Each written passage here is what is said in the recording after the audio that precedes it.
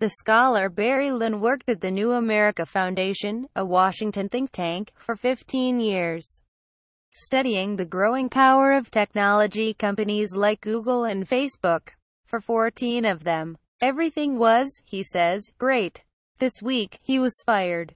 Why? He believes it's because Google, one of the think tank's biggest funders, was unhappy with the direction of his research, which was increasingly calling for tech giants including Google, Facebook and Amazon to be regulated as monopolies. Leaked emails suggest the foundation was concerned that Lynn's criticism could jeopardize future funding. In one of them, the organization's president, Anne Marie Slaughter, wrote, "We are in the process of trying to expand our relationship with Google on some absolutely key points. Just think about how you are imperiling funding for others." Slaughter denies that Lynn was fired for his criticism of Google. It's a difficult story to swallow, given that Google's parent company, Alphabet, along with its executive chairman Eric Schmidt, have donated $21 million to New America since 1999.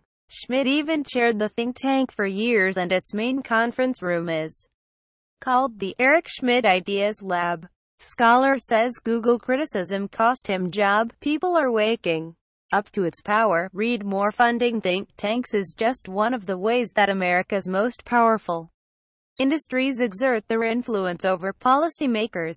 Much of the work takes place a quarter of a mile from the White House, in a lesser-known political power base, Washington's K Street corridor, the epicenter of the lobbying industry. In addition to think tanks, K Street is packed with slick corporate representatives, hired guns, and advocacy groups. The lobbyists spend their days swarming over members of Congress to ensure their private interests are reflected in legislation and regulation. While the big banks and pharma giants have flexed their economic muscle in the country's capital for decades, there's one relative newcomer that has leapfrogged them all: Silicon Valley. Over the last 10 years, America's 5 largest tech firms have flooded Washington with lobbying money to the point where they now outspend Wall Street 2 to 1.